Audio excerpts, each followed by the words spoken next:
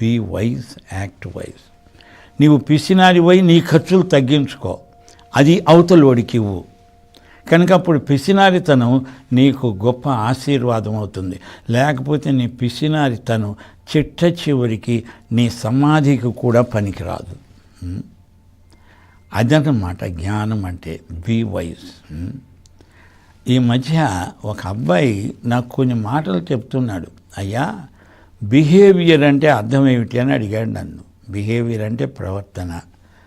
ఆ బిహేవియర్లో బి అని ఉంది కదా మాట.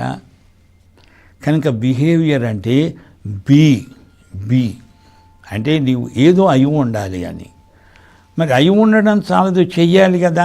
మరి అదేంటి అంటే దాన్ని ఏమంటారు అంటే, నేను కొత్త మాట చెప్తాను, బిహేవియర్ అని చెప్పా. బిహేవియర్ అంటే నీవు ఏమై ఉన్నావో అది. బిహేవియర్ అంటే నీవు ఏమి చేస్తున్నావో అది. కనుక be wise, do wise, act wise, అది సందేశం. కనుక మనము ప్రతి భారమును, సులువుగా చిక్కులు పెట్టే ప్రతి పాపాన్ని వదిలించుకోవాలి. సులువుగా చిక్కులు పెట్టే పాపాలను ఉంటాయి కొన్ని చిన్న చిన్నవి, వైట్ లైస్ అని ఉంటాయి, తెల్లటి అబద్ధాలు. చిన్న అబద్ధం చెప్పేస్తావు, దాంతో కొంప మునుగుతుంది. ప్రభు అంటున్నాడు, నీవు అబద్ధికుడివి. నా ప్రియ సోదరి సోదరులారా, హెబ్రీ పత్రిక 11వ అధ్యాయం 3వ వచనంతో ఈ సందేశం ముగిస్తున్నాను.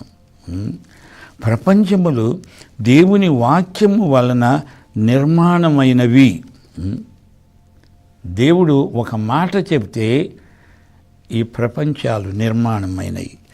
అందును బట్టి దృశ్యమైనది కనబడేడు పదార్థములచే నిర్మింపబడలేదని విశ్వాసము చేత గ్రహించుకుంటున్నాము. కనుక ఈ కనపడే పదార్థాలు కాదు దేవుని యొక్క సృష్టికి ఆధారం. కనపడని పదార్థాలు ఉన్నాయి, అవి అసలైనవి, ఇవి దానికి నీడ. కనుక ఇప్పుడు చెప్పండి, మరో ప్రపంచమని నేను అంటున్నానే, అదే అసలైంది, దానికి ఇది నీడ.